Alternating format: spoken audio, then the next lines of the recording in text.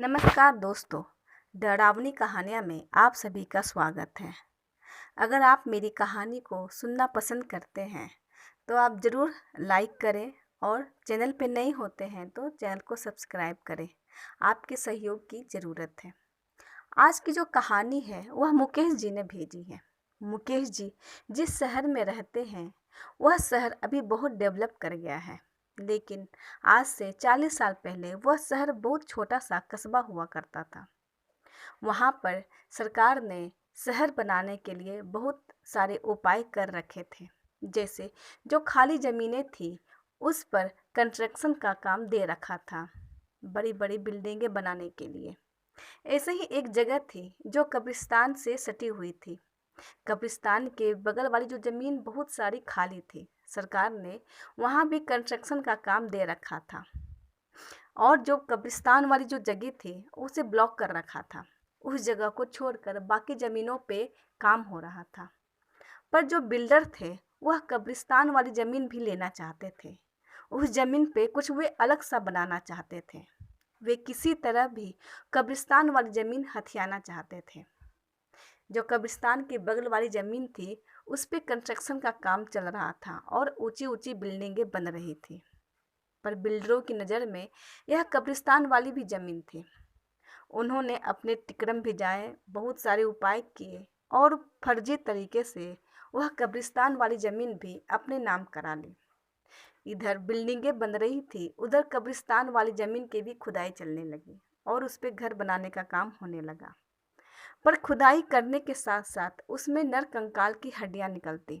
नर कंकाल मिलते तो जो बिल्डर्स थे उन्होंने मजदूरों को कह रखा था कि जितने भी कंकाल निकलते हैं, हड्डियां निकलती हैं, सबको एक जगह जमा किया जाए। मजदूर जो पहले कंकाल देखकर डर जाया करते थे, पर बेरोजगारी और गरीबी इतनी थी कि वे मजबूर थे उस जगह पे काम करने के लिए। जैसे जैसे हड्डियां निकलती, कंकाल निकलते, वे एक जगह सबको जमा किए जाते। जब मजदूर ने उनसे पूछा कि इनका क्या करोगे, तो बिल्डरों ने उन्हें डरा कर और धमकाकर शांत करा दिया। बेचारे मजदूर अपने शांत दिमाग से सारे काम करने लगे। धीरे धीरे कब्रिस्तान वाली ज़मीन पे उन्होंने 3 मंजिला मकान बना दिया था। बहुत सारे फ्लैट बना दिए थे 3 मंजिला पे। उन्होंने उस 3 मंजिले वाली फ्लैट पे सिर्फ ऑफिस वाली दे रखी थी। उन्होंने कहा कि इस पे हम फैमिली नहीं रखेंगे, इसमें सारे ऑफिस वर्क होंगे। पर कहते हैं ना कि गलत काम करने का गलत नतीजा होता है।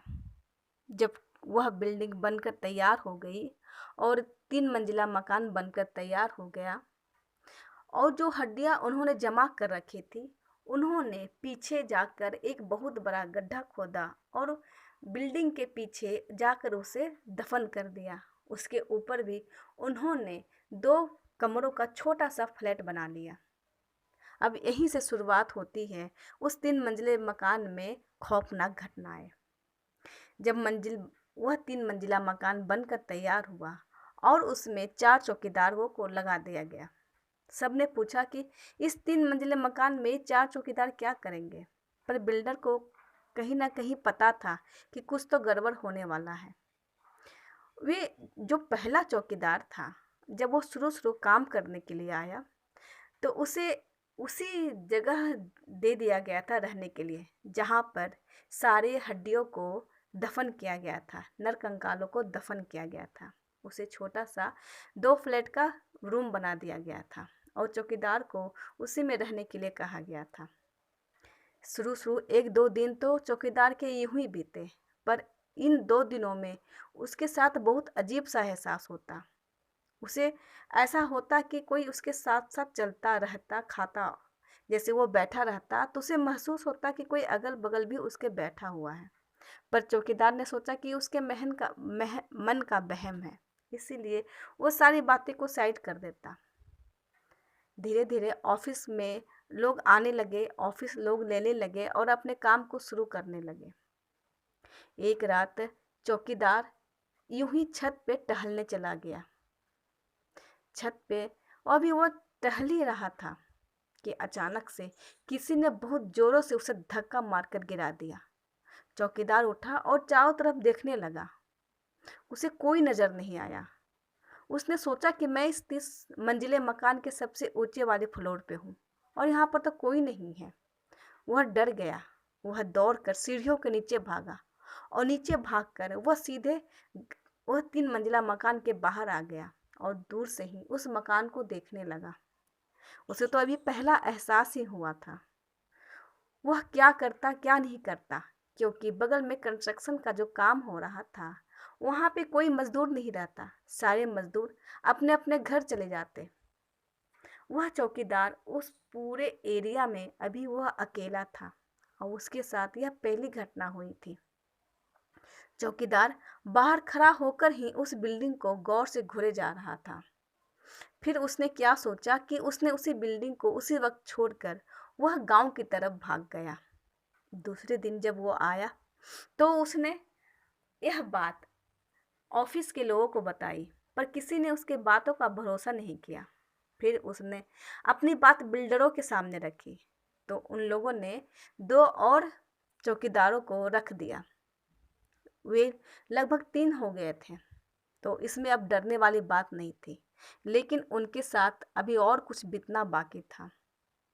एक दिन एक चौकीदार अपने उन्हीं 2 कमरों में सोया हुआ था और बाकी 2 चौकीदार वह बिल्डिंग की रखवाली कर रहे थे।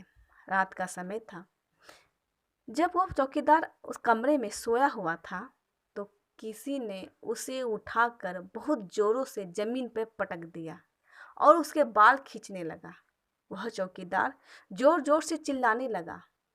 वह कमरे का दरवाज़ा पीटने लगा, पर कमरे का दरवाज़ा बाहर से लॉक हो गया था। वह खुल ही नहीं रहा था। वह अपने कमरे में पागलों की तरह चिल्ला रहा था। पर जो पहला चौकीदार था उसे कुछ कुछ आभास होने लगा था। उसे ऐसा लग रहा था कि जो चौकीदार उस कमरे में सोया हुआ है उसके साथ कुछ हो रहा है। उसने अपने साथी को कहा कि तुम यहीं रुको, मैं अभी घर से होकर आता हूँ। वह तुरंत पीछे गया और दरवाज़ा खटखटाने लगा। जब उसने ध्यान से सुना तो अंदर वाला जो चौकीदार था वह जोर जोर से चिल्ला रहा था। उसने कस के धक्का देकर खोला तो देखा कि जो अंदर में जो आदमी था वह अपनी माथा को पकड़े हुए नोच रहा था। उसने जाकर तुरंत उसके हाथ छुड़वाए तो वह जोर जोर से रोने लगा। उसने कहा कि मुझे यहाँ से बाहर निकालो, मुझे यहाँ से बाहर निकालो। पहला चौकीदार उसे लेकर फिर बाहर वह 3 मंजिले मकान के बाहर आ जाता है और उससे पूछता है कि क्या हो गया था। उसने बताया कि मैं सोया हुआ था कि अचानक से किसी ने मुझे उठाकर जोरों से पटक दिया। मुझे बहुत जोरों का दर्द हुआ। जब मैं उठा तो किसी ने मेरे बाल पकड़कर खींचने लगे और बहुत जोरों से नोचने लगे। मैं चीखने लगा। मैं दरवाजे की तरफ भागा, लेकिन दरवाज़ा खुल ही नहीं रहा था। मैं जोर जोर से रोने लगा, पर मेरे बाल जिसने भी पकड़े थे वो छोड़ नहीं रहा था। तो पहले चौकीदार ने बताया कि ऐसा कुछ मेरे साथ भी हुआ था, पर यहाँ के बिल्डरों ने मेरी बात नहीं मानी। जो दूसरा चौकीदार था वह भी दोनों की बातें सुन रहा था। वो भी डर के सहम गया था। उन तीनों ने 3 मंजिले मकान के बाहर ही रात गुजारी। वह तीनों का उस रात का गुजरना बहुत भारी लग रहा था। फिर भी वे तीनों एक साथ मिलकर उस रात को गुजार लिए। सुबह हुई तो यह बात उन्होंने फिर से उन बिल्डरों को बताई। बिल्डरों ने कहा कि तुम्हें मैं और ज़्यादा पैसे देता हूँ, यह बात तुम इन ऑफिस वालों को नहीं बताना। वे गरीब चौकीदार थे। वे उस बिल्डर की बात तो मान गए, पर उसमें जो पहला चौकीदार था उसने कहा कि मैं अब उस 2 कमरों वाले मकान में बिल्कुल भी नहीं रहूँगा, मेरे लिए अलग से इंतज़ाम करो। तो बिल्डर ने उस 3 मंजिले मकान में ही एक कमरा उन तीनों को दे दिया, पर वो 3 मंजिला मकान भी उस कब्रिस्तान पे बना हुआ था। एक दिन कुछ ऑफिस वाले रात को अपने ऑफिस में ही रुक गए थे और तीनों चौकीदार में एक ही पहला वाला चौकीदार था। 2 चौकीदार अपने अपने घर चले गए थे कुछ दिनों के लिए। जो ऑफिस में जो 3-4 लोग रुके हुए थे उन्होंने नशा करा, फिर वे सो गए।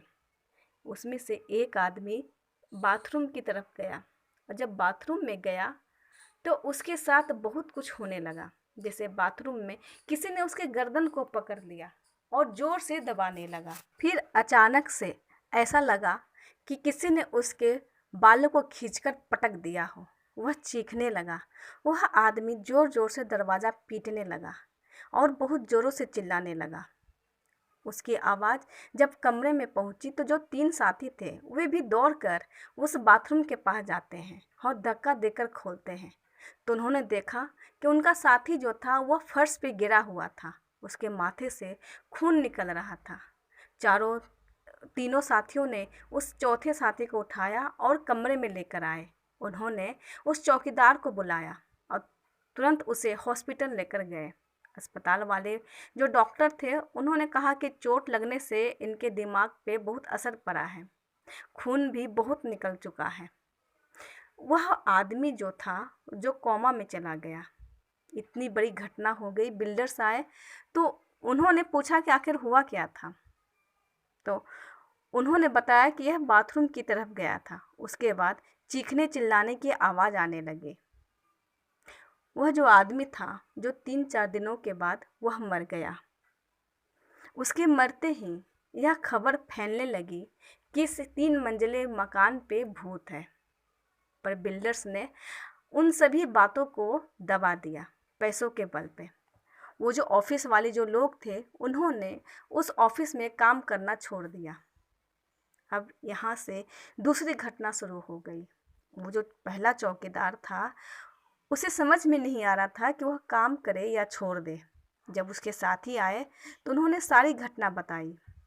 जो 2 साथी थे उन्होंने अभी वह काम करने का फैसला लिया, क्योंकि उन्होंने कहा कि हम बिल्डर से कहेंगे कि हमारे साथ 1 कर्मचारी और बढ़ा दे, हम 4 हो जाएंगे तो डर की बात नहीं रहेगी। लेकिन जो पहला चौकीदार था उसे समझ में आ गया था कि यह ज़मीन कब्रिस्तान पे है, यहाँ तो घटनाएं होती रहेंगी। कुछ दिनों के बाद उस ऑफिस में एक लड़की काम करने आई। वह नई अभी उन्होंने ऑफिस ज्वाइन ही किया था। उस शाम भी उस ऑफिस में मीटिंग चल रही थी। लोगों को जो ऑफिस में काम करते थे उन्हें रात को यहीं रुकने के लिए कहा गया। उनके सारे इंतजाम किए गए।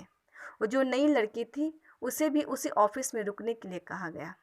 पर यह उसके साथ बहुत होने वाली भीषण घटना थी। वह भी रात को जब बाथरूम की तरफ गई और जैसे ही उन्होंने बाथरूम का दरवाज़ा उस लड़की ने लॉक किया, उसके साथ भी वही घटनाएं होने लगी। किसी ने उसके गर्दन दबा दिए और बाल खींचकर ज़मीन पर पटकने लगे। लेकिन जो चौकीदार था वह टहल कर वो भी ऑफिस की तरफ घूम रहा था, क्योंकि जो पहली घटना हुई थी उसे अभी वो घटना याद थी। उसे पता था कि आज भी ऑफिस में लोग रुके हुए हैं, रात को कुछ होने वाला है। जब वो लड़की बाथरूम की तरफ चीख रही थी तो वो तुरंत चौकीदार बाथरूम की तरफ जाता है और जोर से धक्का देकर खोलता है तो देखता है कि लड़की बहुत डरी हुई है, अभी भी चीख उसके मुंह से निकल रही थी। उसने उस लड़की को लिया और ऑफिस के कमरे में आया। लोगों ने उस लड़की की हालत देखी तो डर गए। उसके चेहरे पे बहुत जैसे किसी ने बहुत थप्पड़ मारे हो, बाल बहुत बिखरे हुए थे, हाथों में भी नोचे जाने का निशान था। वह लड़की इतनी डरी हुई थी कि घुट घुट के चीख निकल रही थी। जब लोगों ने उस लड़की का नज़ारा देखा तो वे भी डर गए। उन्होंने तुरंत उस ऑफिस को छोड़ने का प्लान बना दिया। वे तुरंत ही उसी वक्त ऑफिस वाले जो आदमी थे अपने अपने घर चले गए और उस लड़की को भी उसके घर पहुंचा दिया। अब जो तीनों चौकीदार थे उन्होंने अब मन बना लिया था कि अब यहाँ काम नहीं करना है। सुबह हुई तो यह बात पूरे ऑफिस में फैल गई। लोगों ने बिल्डर से पूछने लगे कि आखिर ऐसी क्या घटना हो रही है। इसके पहले भी जो ऑफिस में काम करने वाला आदमी था वो भी मारा गया। आज उस लड़की की ऐसी हालत हो गई। लोग उस बिल्डरों पे दबाव देने लगे। लोग उससे सवाल जवाब करने लगे। यह बात पूरे आग की तरफ फैल गई। यह बात जब प्रशासन को पता चली तब उन्होंने आकर इस जगह की छानबीन करी तो पता चला कि यह ज़मीन जो थी जो कब्रिस्तान पे बनी हुई थी, यह ज़मीन कब्रिस्तान की थी और बिल्डरों ने ज़बरदस्ती इस ज़मीन पर 3 मंजिला बना रखा था। प्रशासन ने उसी वक्त उस 3 मंजिले मकान को सील कर दिया और बिल्डरों से मानहानि का केस दर्ज कर दिया। वह मकान को सील करने के बाद उसे ब्लॉक कर दिया गया। यह बात पूरे आग की तरह उस शहर में फैल गई थी। तो फिर प्रशासन ने उस 3 मंजिले मकान को भी गिरा दिया, क्योंकि जो रास्ते में राहगीर जाते तो बताते कि जब वे 3 मंजिले मकान से गुजरते तो उन्हें चीखों की आवाज़ आती, वे डर जाते। इसके बाद प्रशासन ने उस 3 मंजिले मकान को गिरा दिया और जो कब्रिस्तान की ज़मीन थी उसे ब्लॉक कर दिया गया। आज भी उसके कब्रिस्तान के बगल में बड़ी बड़ी बिल्डिंगें बनी हैं, लेकिन जो कब्रिस्तान की ज़मीन है आज भी उसी तरह वीरान पड़ी है। यह थी मुकेश जी के शहर की कहानी।